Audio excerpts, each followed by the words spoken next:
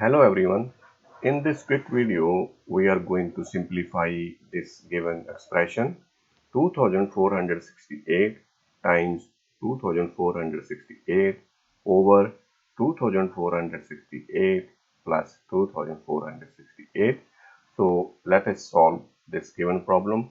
So this is equal to 2468 times 2468 over, take the 2468 common from the denominator.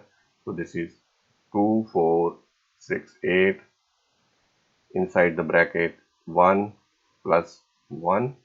So this is further equal to 2468 times 2468 over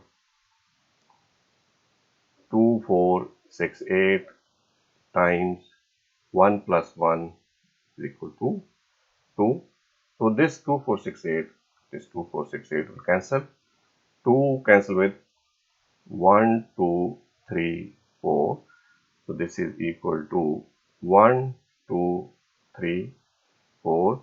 So this is my answer. I hope you like this quick video. Thanks for watching.